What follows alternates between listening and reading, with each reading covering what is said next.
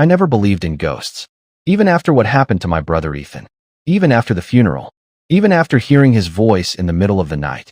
The thing is, when someone dies, people start seeing patterns everywhere. A creak in the floor becomes a sign. A flickering light becomes a message. Grief does strange things to the brain. That's what I kept telling myself. That's what I believed. Until the night Ethan spoke to me. Ethan was my older brother by 3 years.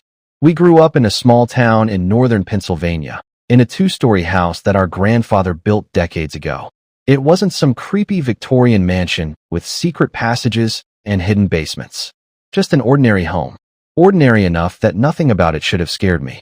But after Ethan died, every room felt wrong. Every hallway felt longer. Every shadow felt darker. The accident happened in October. Rain. Slippery roads. A drunk driver crossing the center line.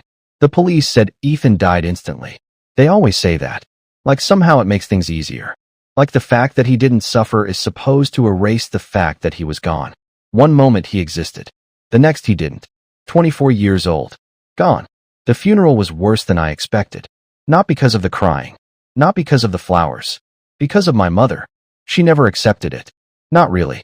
Everyone grieves differently, but Mom acted as if Ethan was simply away somewhere. Like he'd be back. She kept his bedroom untouched. His clothes stayed in the closet. His books remained on the shelves. His gaming console stayed plugged into the television. Every morning, she'd open the curtains in his room. Every evening she'd close them, as if he might come home at any moment. 3 months passed. Then 4. Winter settled in. Snow covered the yard. Life kept moving. At least for everyone except my mother. She spent more and more time upstairs in Ethan's room. Sometimes for hours. Just sitting there. Talking to his photographs. One night I asked Dad if he was worried. He sighed. We all cope differently. She's talking to pictures. I know. That's not normal. Dad looked exhausted. Not physically. Mentally. Like he hadn't slept in months. Just give her time. But things got stranger after that. Small things at first. Things easy to explain. A bedroom light left on. A door slightly open. The sound of footsteps upstairs. The kind of noises old houses make. The kind of noises people ignore.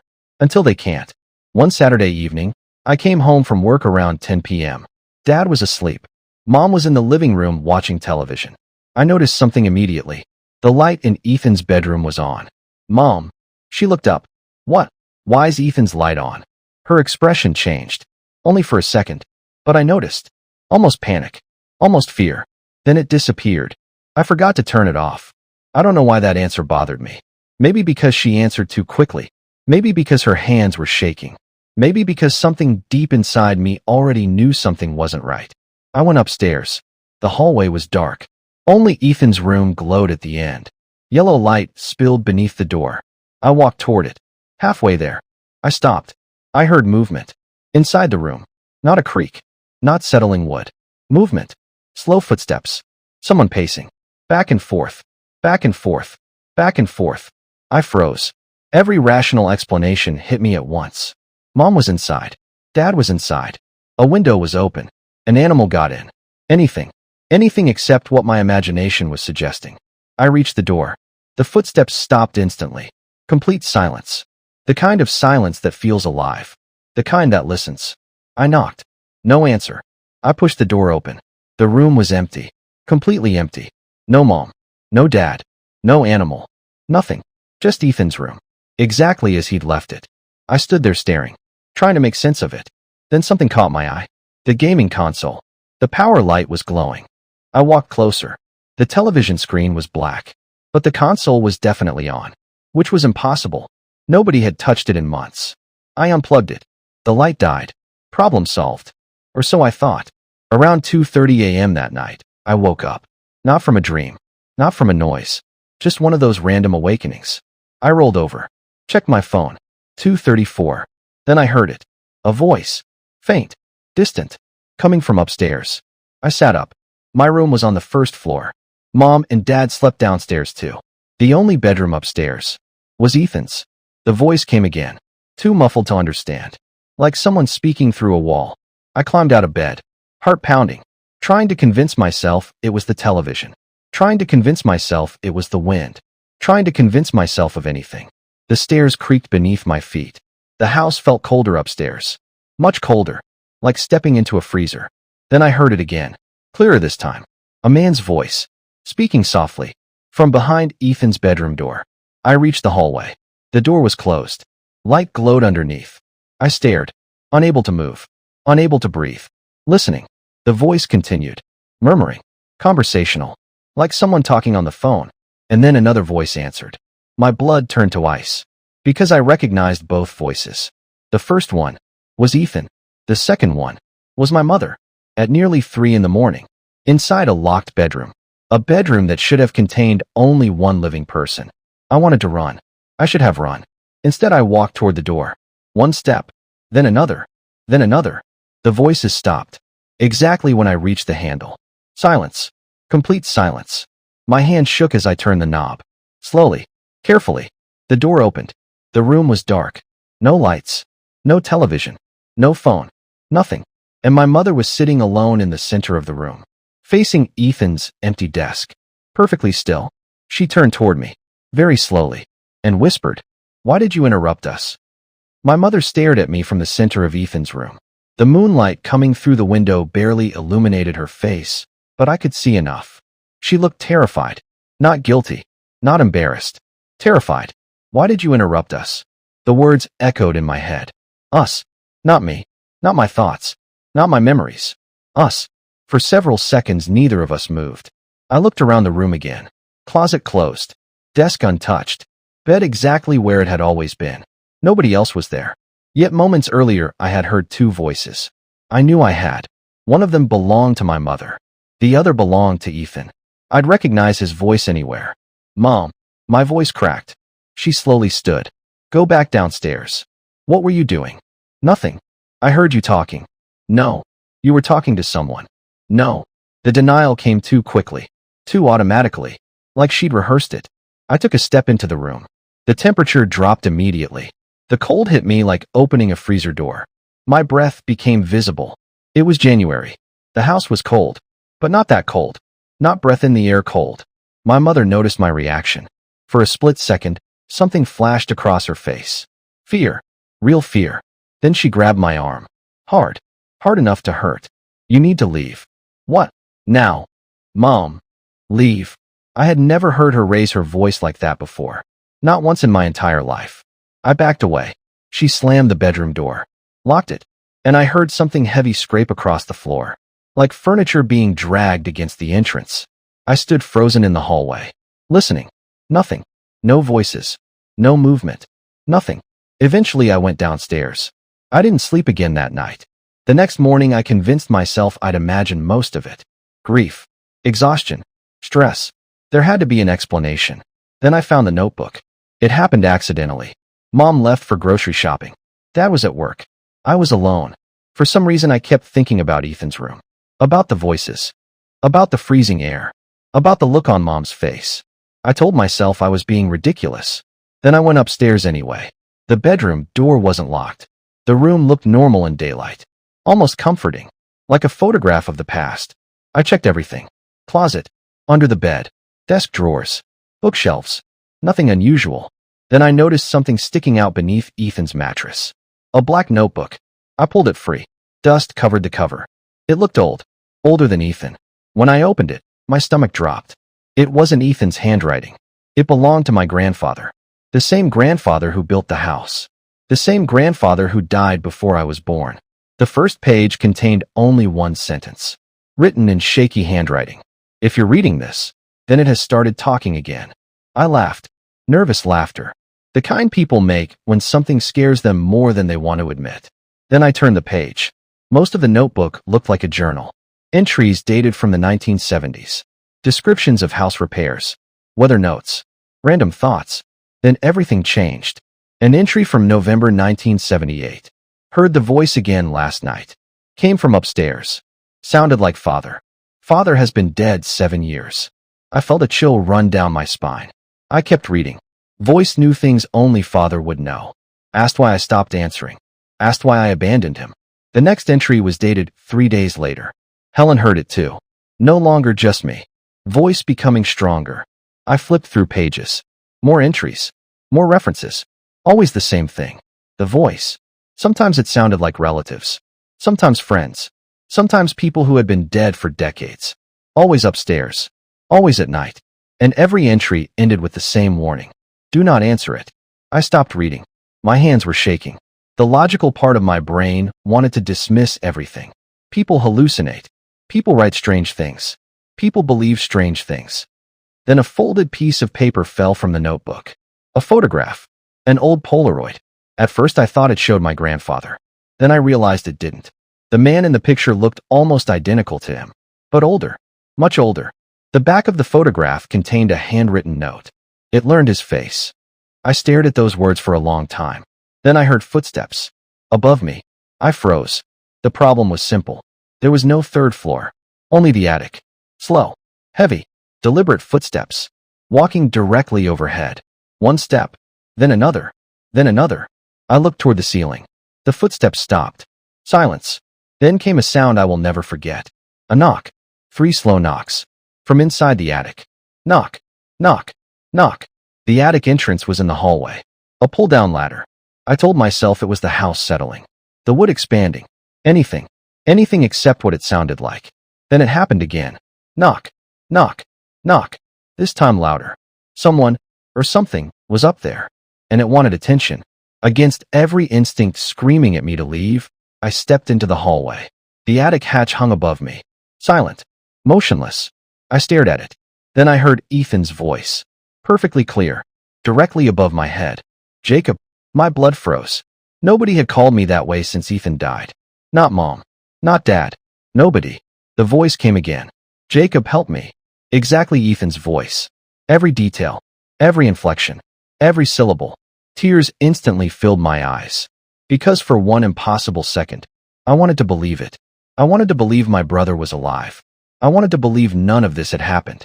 I wanted to believe he was really there. Waiting. Trapped. Needing help. The attic hatch suddenly rattled. Violently. Bang. I jumped backward. Bang. The wooden door shook again, as if something had thrown itself against it. Then Ethan's voice changed. The tone deepened. Twisted. Became wrong. Jacob. A wet laugh followed. Open it. Every hair on my body stood up. The voice wasn't Ethan anymore. It was trying to sound like Ethan. And failing. I stumbled backward. Then I remembered the notebook. The warning repeated dozens of times. Do not answer it. I turned and ran downstairs. As I reached the bottom step, I heard one final sound from above. Not a scream. Not a laugh. A whisper. Barely audible. Yet somehow right beside my ear. Good. You're smarter than your grandfather. You're smarter than your grandfather. The whisper felt like ice sliding into my skull. It wasn't loud. It wasn't even close.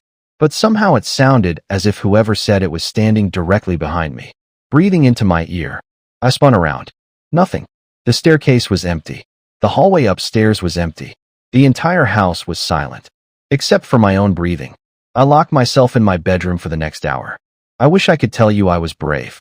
I wasn't. I sat against the door holding a baseball bat like some terrified child. The notebook lay open in my lap. I continued reading. And that's when everything became much worse. The later entries weren't written by my grandfather. The handwriting changed. It belonged to my grandmother. The first entry appeared 6 months after my grandfather's final note. George won't come upstairs anymore. He hears them every night. They know things they shouldn't know. Another entry. Last night they sounded like my mother. Tonight they sounded like our daughter. Another. George answered one of them. I stopped reading. My stomach tightened. The next page had only 4 words. Written so hard the pen nearly tore through the paper. He should not have answered.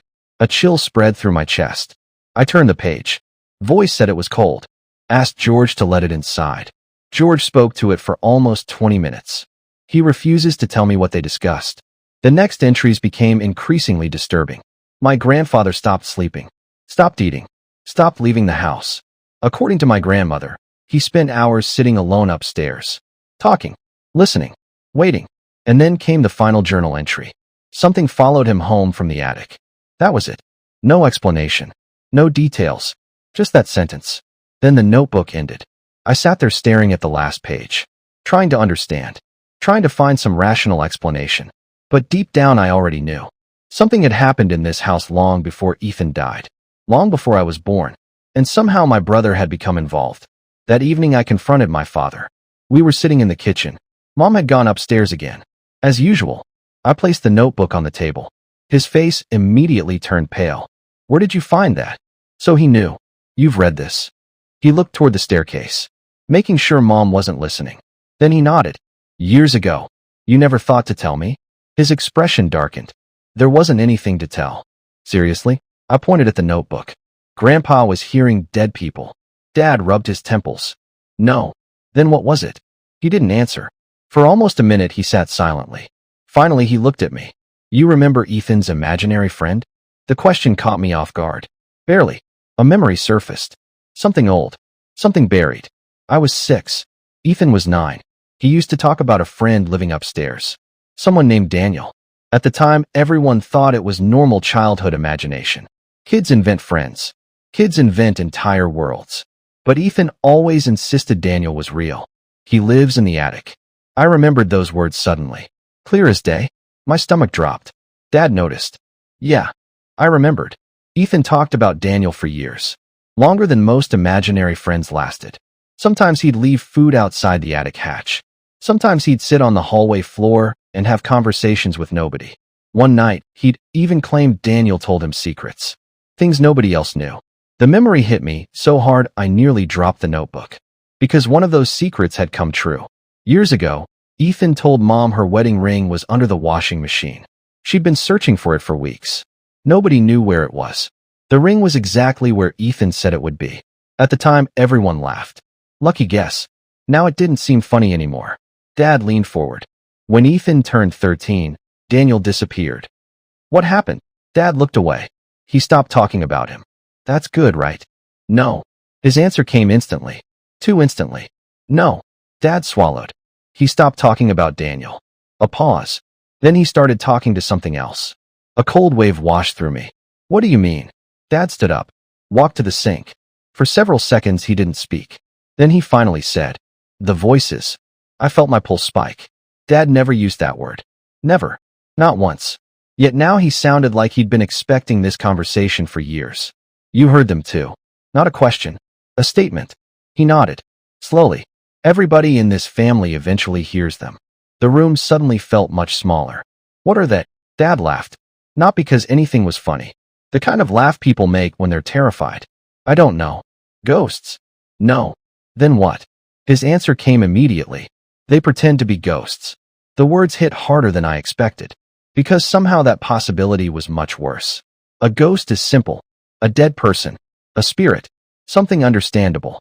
But something pretending to be a dead person? That was different. That was hunting. That was deception. That meant intention. Dad sat back down. Then he told me something he had never told anyone. The night Ethan died, he received a phone call. 10 minutes before the police arrived. My blood ran cold. Because I already knew what he was about to say. The caller sounded exactly like Ethan. Silence filled the kitchen. I couldn't breathe. The accident hadn't happened yet. Dad slowly shook his head. It had. What? The police report said Ethan died instantly. Dad's voice trembled. The phone call came 27 minutes after the estimated time of death. I stared at him, unable to process what I was hearing. What did the voice say? Dad looked toward the stairs, toward Ethan's room, and for the first time in my life, I saw genuine terror in my father's eyes. It said it was coming home. The kitchen suddenly plunged into darkness. The lights went out. Every bulb, every appliance, every sound, gone. The power had failed. Outside, the neighborhood remained lit. Only our house was dark. Then something heavy crashed upstairs. A massive impact, followed by another, and another. Bang, bang, bang, like furniture being thrown across a room. My mother screamed. From Ethan's bedroom, Dad and I bolted from our chairs. We sprinted toward the stairs. But halfway there, we heard a second scream. Not from my mother, from Ethan, and it was coming from inside the walls. The scream came from inside the walls. Not upstairs, not downstairs, not outside. Inside the walls. It sounded exactly like Ethan. Not a recording, not an imitation, not a distant echo. Ethan, the same voice I had grown up hearing every day. The same voice that used to wake me up on Christmas mornings. The same voice that laughed at terrible jokes and sang horribly in the shower. And it was screaming. The sound moved through the house. From one wall to another. Then another, like something was running through the spaces inside the structure itself. Dad froze. For a second, he looked 20 years older. Then my mother's scream came again. Help me. This time it was definitely upstairs. Dad grabbed my arm. Don't answer anything. What? No matter what you hear. Another crash shook the house. Then he started running. I followed. The staircase groaned beneath our feet. Halfway up, the temperature dropped. By the time we reached the hallway, our breath was visible. The air felt impossible. Heavy. Frozen. Wrong. The door to Ethan's room stood open. Mom was gone. The room was empty. Dad immediately began searching. Closet. Bathroom. Hallway. Everywhere. Nothing. Then I noticed something strange. The attic hatch. It was open. The ladder hung down, slowly swaying, as if someone had climbed it moments earlier. Dad saw it too. For several seconds, neither of us spoke. Then we heard my mother's voice. Above us. From the attic. Please help me. My entire body tightened. Dad looked up. I expected him to rush toward the ladder. Instead, he stepped backward. What are you doing? I asked. His face had gone completely pale. That's not your mother. The voice came again. Please. A sob followed. A perfect imitation. A perfect copy of my mother's voice. But Dad didn't move. He stared upward. Listening. Waiting. Then he whispered. It's making a mistake. What? Listen carefully. The voice cried again. Then I heard it. A tiny detail. A tiny impossible detail. My mother was calling Dad by his first name. She never did that. Not once. 30 years of marriage. She always called him Honey. Or Richard. Or sometimes just you. Never Rick. Yet that's exactly what the voice said. Rick, please help me. Dad slowly shook his head. That's not her. The attic went silent. Completely silent. As if whatever was up there had realized we'd noticed. Then another voice spoke. A child's voice. Very soft. Very close. Good catch. The words came from directly behind us. We spun around. Nobody was there. But the hallway suddenly felt crowded. Not physically. Emotionally. Like dozens of unseen people were standing inches away. Watching. Listening. Waiting. Then came the laughter. One voice. Then another. Then another. Then dozens. Men. Women. Children. Old people. Young people. Every corner of the hallway erupted with whispers. The voices overlapped until they became impossible to separate. And among them, I recognized Ethan. Not screaming this time. Laughing. I wanted to run. Dad grabbed my shoulder. Downstairs. Now. We ran. The moment we reached the first floor, every sound stopped. Instantly. As though a switch had been flipped. Silence. The house became normal again. Almost. Because Mom was still missing. We searched everywhere. Every room. Every closet. The basement. The garage. Outside. Nothing. Then Dad found something on the kitchen table. A piece of paper. Neither of us had seen it before. It hadn't been there 10 minutes earlier. I knew that because I'd been sitting at that exact table. Dad picked it up. His hand started shaking. What? He slowly turned the paper toward me. My stomach dropped. The handwriting belonged to Ethan. I would have recognized it anywhere. The note contained only one sentence. "It knows you can hear it now." A cold wave swept through me. Because the ink was fresh. Still wet. As if someone had written it moments ago. Dad stared at the note. Then something else caught my attention. The date. Written in the corner. January 14th. Today's date. But underneath it, someone had added another date. October 22nd. The day Ethan died. My pulse hammered. There was more writing beneath the dates. Smaller. Almost hidden. Dad read it first. The color drained from his face. What does it say? He didn't answer. Dad. Nothing. Finally, I snatched the paper from his hand. And read it myself. The message beneath the dates was written in a different handwriting. Older. Messier. My grandfather's. The words made my blood turn to ice. If you're reading this, then it finally escaped the attic. For a moment I couldn't think. Couldn't move. Couldn't breathe. Then something slammed against the front door. Hard. The entire frame shook. Bang. Another impact. Bang. Dad slowly looked toward the entrance. Someone was outside. Someone wanted in. Then came a voice. A familiar voice. A voice that should not have existed. Because we had buried him 4 months ago. Ethan was standing on the porch. And he was asking to come inside. The voice came from the other side of the front door. Mom. I felt my stomach twist. It wasn't just similar to Ethan's voice. It was Ethan's voice. Every detail. Every pause. Every inflection. The house was silent except for the wind outside. Then came another knock. Not loud, not aggressive, gentle, almost polite. Knock, knock, knock. Please let me in. Dad looked like he might collapse. His eyes never left the door. What do we do? I whispered. His answer came immediately. Nothing. What? We do absolutely nothing. Outside, Ethan laughed softly. The same laugh I had heard thousands of times growing up. You can see me through the window. Dad grabbed my arm. Hard. Do not look. Of course I looked. Human curiosity is stronger than fear. Sometimes stronger than survival. The curtains near the front window were slightly open. Only an inch. I stepped closer and saw him, standing beneath the porch light. Ethan, my brother. The same face. The same jacket he wore constantly. The same messy hair. The same scar above his eyebrow from when he fell off a bike at 12. For one impossible second, I forgot he was dead. I forgot the funeral, the cemetery, the gravestone, everything, because my brain was screaming the same thing over and over. That's Ethan. Then he smiled, and I knew it wasn't. The smile was wrong. Too wide. Not physically impossible. Just wrong. Like someone had studied human expressions without understanding them. Like an actor who had learned the mechanics of smiling, but not the emotion. Then Ethan waved. Slowly. And his arm bent backward. Just slightly. A few degrees too far. My heart nearly stopped. Dad pulled me away from the window. Did you see it? I nodded, unable to speak. Dad closed every curtain in the house. Every single one. Outside, the voice continued. It's cold. Silence. Then, please. Another pause. Mom is already here. The words hit like a gunshot. Dad froze. I felt the blood drain from my face. Mom is already here. Not upstairs. Not hiding. Not trapped. Here. With it. Outside. Then came another voice. My mother's. Jacob. I stumbled backward. The voice sounded distant. Muffled. As if she were speaking through layers of walls. Jacob, don't let it inside. Outside, Ethan laughed. A second later, my mother's voice screamed. The scream cut off instantly. Silence returned. Then Ethan spoke again.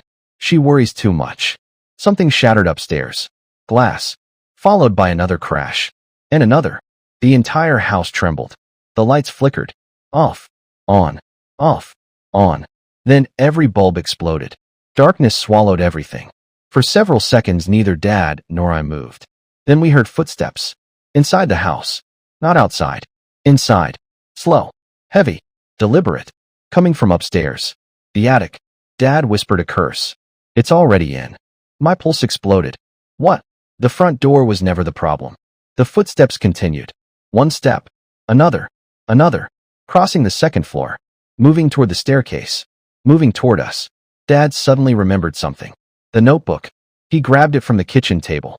Rapidly flipping through pages. Searching. Then he found something hidden inside the back cover. A folded piece of paper. Much older than the rest. Yellow with age. My grandfather's final note. The note nobody had ever found. Dad unfolded it. And read aloud. It cannot enter unless invited. I almost laughed. We already knew that. But then Dad continued. The invitation is not a door. My stomach tightened. The invitation is belief. Silence. The footsteps stopped. Halfway down the staircase. Listening. Dad kept reading. Every voice it steals gives it shape. Another pause. Every person who believes strengthens it. The house groaned. Something above us became angry. Very angry. Dad continued. It survives because people want their dead returned. The realization hit me like a truck. Ethan. Grandpa. The voices. The attic. Everything. It had never been haunting the family. It had been feeding on grief. Using loss. Using hope. Using love. Pretending. Always pretending. Dad's voice shook. When it can no longer make you believe. The staircase cracked. A massive shadow appeared at the top. Not Ethan. Not human. Something far worse. Something tall enough to scrape the ceiling. Its shape shifted constantly. Faces appeared and disappeared across its body. Hundreds of faces. People. Children. Old men. Women. All talking at once. All trapped. Among them, I saw Ethan. For a split second. Terrified. Then gone. The thing began descending again. Dad read the final line. It starves. The shadow stopped. Every face turned toward us. Thousands of eyes. Thousands of mouths. Then every voice spoke simultaneously. He lied. The sound shook the entire house. But for the first time, I wasn't afraid. Because I finally understood. The creature needed us. Not the other way around. Every year. Every generation. It survived because someone listened. Someone believed. Someone answered. Dad looked directly at it. And said, "You're not Ethan." The creature twitched. Its shape flickered. I stepped forward. "You're not Mom." Another flicker. The hallway brightened slightly. The faces began distorting. Screaming. Dad and I kept talking. Naming every lie. Every stolen voice. Every false face. And the thing started falling apart. Like smoke in a hurricane. Its body twisted violently. The walls shook. The attic hatch slammed repeatedly. Bang. Bang. Bang. The creature screamed. Not in Ethan's voice. Not in Mom's voice. Its own voice. Ancient. Hungry. Alone. Then everything exploded into silence. The shadow vanished. The house became warm. Normal. Still. For the first time in months. The silence felt peaceful. Real. Then we heard footsteps behind us. We turned. My mother stood in the kitchen doorway. Alive. Confused. As though she'd just woken from a dream. She remembered nothing. Not the attic. Not the voices. Not disappearing. Nothing. Over the next few weeks, strange things stopped happening.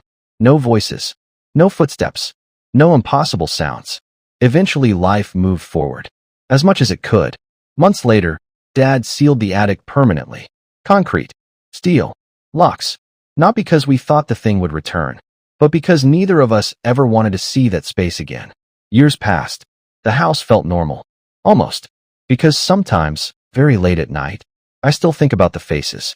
The hundreds trapped inside that thing. The people it copied. The people it consumed. And one memory refuses to leave me. The final second before the creature disappeared. When I saw Ethan's face among the others. Just for a moment. He wasn't screaming. He wasn't afraid. He was smiling. A real smile.